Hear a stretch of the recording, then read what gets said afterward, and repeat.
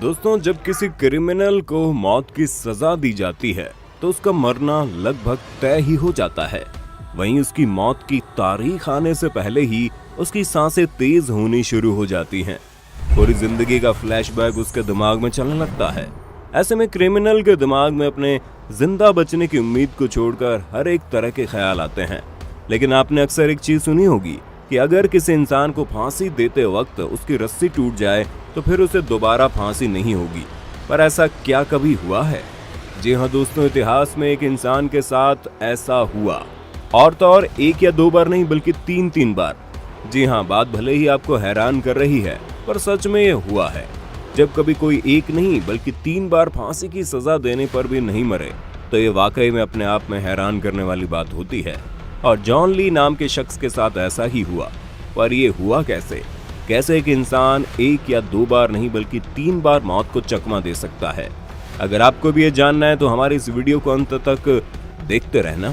चलिए शुरू करते हैं हमारी ये स्पेशल वीडियो। अब जॉन ली के साथ क्या हुआ होगा वो तो आपको हम बताएंगे ही, लेकिन उससे पहले ये समझना होगा कि पहले के समय में फांसी की सजा किस तरह से दी जाती थी। हम आपको बता दें कि पहले के समय में इंसानों को सजा देने के लिए उन्हें जलाने से लेकर उनके बॉडी पार्ट्स काटने तक की चीजें की जाती थी। लेकिन समय जैसे जैसे आगे बढ़ता गया, इंसान को सजा देने में थोड़ी बहुत दया देनी शुरू हो गई, जिसके बाद धीरे धीरे इंसान को गला दबाकर मौत देने से लेकर ऊंचाई से नीचे गिराने तक के तरीके आजमाए गए। इस तरह के मेथड को स्टैंडर्ड ड्रॉप कहा जाता है।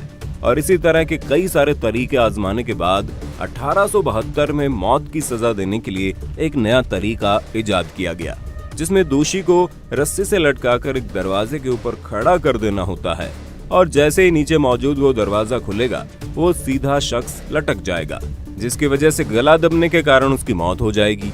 ये तरीका आज तक इस्तेमाल में लाया जाता है।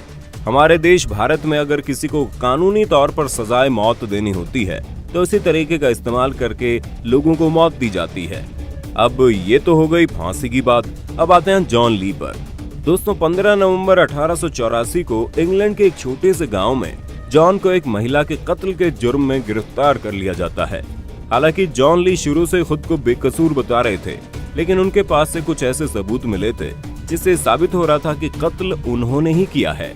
सबसे पहले तो जिस महिला का मर्डर हुआ था तो वो एक बहुत ही अमीर घराने की महिला थी, जिसके यहाँ कई सारे नौकर चाकर काम करते थे, और जॉन ली भी उसी में से एक थे।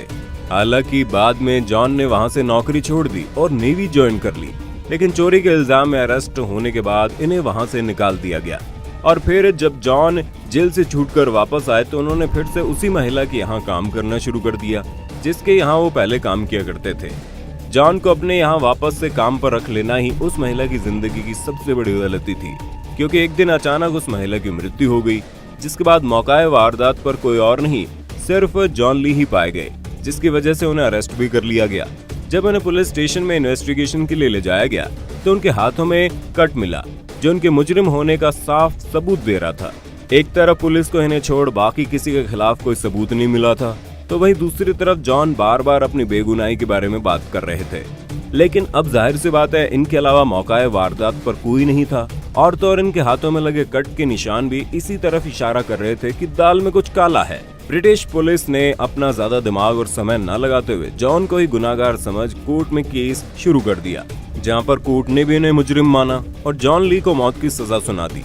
इतना कुछ होने के बाद जॉन बार बार यही कहते रहे कि मैंने कुछ भी गलत नहीं किया है, और अगर इस दुनिया में कहीं भी भगवान है तो मुझे बचाने जरूर आएंगे, क्योंकि मुझे भगवान पर पूरा भरोसा है और उसे पता है कि मैं बेकसूर हूँ। अब आता है 23 फरवरी 1885। यही वो दिन था जब जॉन को फांसी की सजा दी जानी थी। अब जॉन के दिमाग में तरह तरह की बातें चल रही थी, लेकिन शायद ही उन्होंने कभी ये सोचा होगा कि कानून की ये फांसी भी उनका कुछ नहीं बिगाड़ सकती। जॉन को फांसी देने से जस्ट पहले हर एक चीज पूरी तरह से चेक कर ली गई थी, सब कुछ सही से काम कर रहा है या नहीं। और फिर जॉन के गले में रस्सी लटकाकर उनका मुंह पूरी तरह से ढक दिया गया, जिसके बाद जैसे ही एग्जीक्यूटिव ने नीचे मौजूद दरवाजे को अपने हाथों से हैंडल दबाकर खोला तो दरवाजा खुला ही नहीं। अब सब हैरान रह गए कि आखिर यहाँ हो क्या रहा है। अब दोस्तों, आज की डेट में तो ऐसा है कि फांसी किसी भी इंसान को सिर्फ एक ही बार में दी जा सकती है, लेकिन पहले ऐसा नहीं था, इसलिए इसके बाद जॉन की फांसी की तारीख अगले दिन के लिए रख दी गई। जब दूसरे दिन फिर से जॉन को सजा देने के लिए लाया गया तो उस दिन भी दरवाजा नहीं खुला और लगातार ऐसा 3 बार होने के बाद ये मामला कोर्ट में गया, जहां हर एक चीज की तहकीकात की गई कि आखिर में ऐसा क्यों हो रहा है, क्योंकि एक शख्स का 3 बार फांसी की सजा से बच निकलना अब तक के इतिहास में कभी नहीं हुआ था। और इसी वजह से ये केस हाई अथॉरिटी तक गया, जहां इस चीज की इन्वेस्टिगेशन शुरू हुई कि आखिर फांसी की सजा 3 बार कैसे रुक सकती है। जब पूरी तहकीकात हो गई तो पता चला एक लोहे के टुकड़े की वजह से दरवाजा पूरी तरह से जाम हुआ पड़ा था, इसलिए वो खुल नहीं रहा था। दोस्तों कुछ भी कहिए, लेकिन जॉन की कही बात सच हो गई, जहां उसने पहले ही कह दिया था कि अगर उसने कुछ नहीं किया है तो उसे सजा नहीं हो सकती।